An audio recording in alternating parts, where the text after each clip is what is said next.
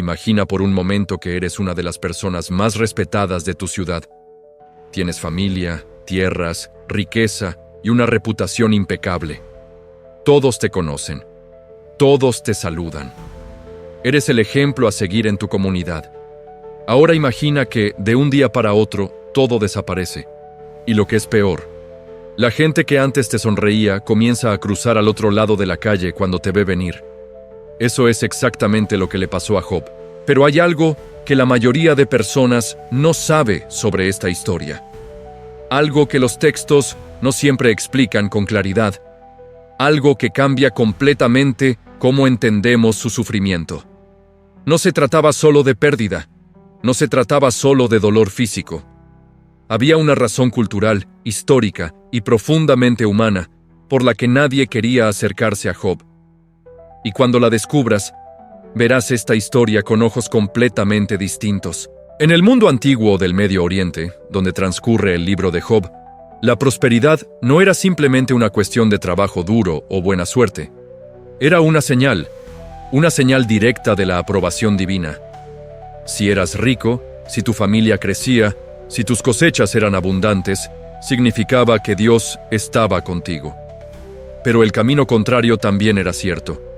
Y eso lo cambia todo. Porque cuando Job comenzó a sufrir, cuando perdió a sus hijos, sus bienes y su salud, los que lo rodeaban no vieron a un hombre que necesitaba ayuda. Vieron a alguien que había sido marcado, alguien de quien era mejor mantenerse alejado. Quédate hasta el final de este video, porque lo que vas a descubrir sobre Job no te lo han contado así antes. En la antigüedad, existía una creencia que lo atravesaba todo. La teología de la retribución no era simplemente una idea filosófica, era el filtro con el que cada persona interpretaba la realidad, el marco invisible que organizaba el mundo. La lógica era simple y brutal. Si obedeces a Dios, serás prosperado. Si sufres, es porque hiciste algo mal. Esta no era una creencia marginal. Era el consenso cultural dominante en todo el Medio Oriente antiguo. Aparece en textos mesopotámicos, en proverbios egipcios, en la literatura sumeria.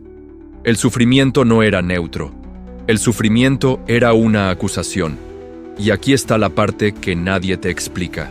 Cuando Job cayó enfermo, cuando su piel se llenó de llagas desde la planta del pie hasta la coronilla, no solo estaba sufriendo físicamente, estaba cargando una marca social invisible que lo convertía en un peligro para todos los que se le acercaran.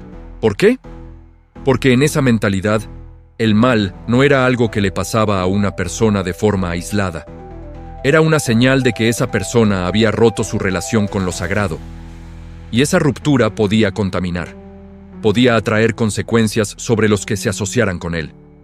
Acercarse a Job era arriesgarse. No en el sentido moderno de contagio, sino en algo más profundo. Era exponerse espiritualmente.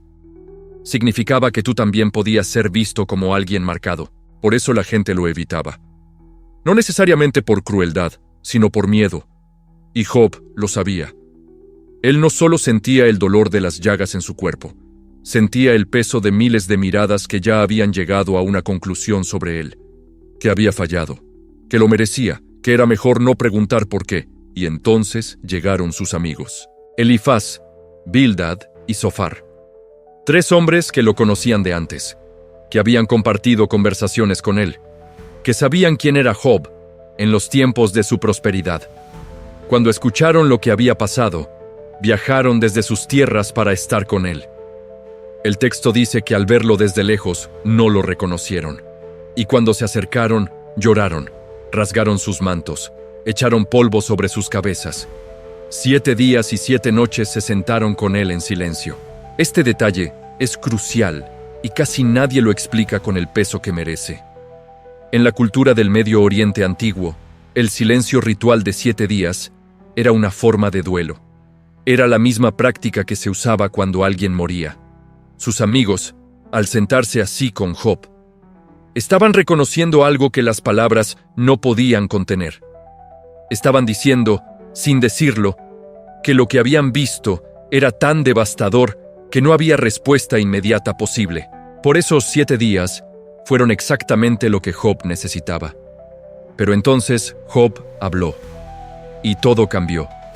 Cuando Job abrió la boca y comenzó a cuestionar, cuando empezó a decir que su sufrimiento no tenía explicación justa, sus amigos no pudieron sostener ese silencio.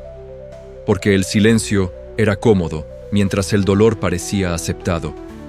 Pero las preguntas de Job amenazaban algo más grande que su sufrimiento personal. Amenazaban el sistema entero. Si Job no merecía lo que le había pasado, entonces toda la lógica del mundo que ellos conocían se derrumbaba. Si el sufrimiento no era siempre una consecuencia, entonces nadie estaba verdaderamente seguro, ni ellos mismos, y eso era demasiado aterrador para admitirlo. Así que hicieron lo que hacen los sistemas cuando se sienten amenazados: defenderse. En lugar de acompañar a Job, comenzaron a explicarlo. Y ahí comenzó el verdadero abandono. No el físico. Ellos seguían sentados frente a Job, en el mismo lugar, bajo el mismo cielo. Pero algo había cambiado en la distancia entre ellos. Porque cuando Elifaz, Bildad y Zofar abrieron la boca, no lo hicieron para consolar. Lo hicieron para corregir. Elifaz fue el primero. Y su argumento era simple, casi elegante en su crueldad. Nadie inocente perece. Si estás sufriendo así, algo hiciste. Tal vez no lo recuerdas, tal vez no lo ves. Pero el orden del universo no falla. Dios no castiga sin razón. En otras palabras, tú eres el problema, Job. Bildad fue más directo. Insinuó que quizás los hijos de Job habían muerto por sus propios pecados. Que si Job buscaba a Dios con sinceridad, todo esto terminaría. La lógica era impecable y completamente despiadada. Zofar, el más joven, fue el más brutal de los tres.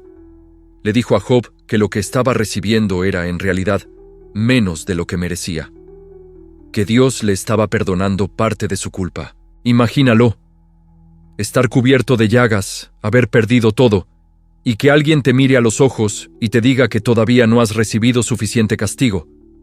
Esto no era crueldad nacida del odio, era crueldad nacida del miedo teológico. Porque si ellos admitían que Job era inocente, tenían que admitir que el mundo no funcionaba como creían, que la prosperidad no era señal de favor divino, que el sufrimiento no era siempre una consecuencia del pecado, y esa admisión era demasiado costosa. Era más fácil acusar a Job que cuestionar el sistema. Así que siguieron hablando, ronda tras ronda, argumento tras argumento. Y Job, enfermo, solo y rodeado de gente que ya no lo acompañaba sino que lo juzgaba, seguía respondiendo, porque había algo dentro de él que no estaba dispuesto a mentir para hacer la paz.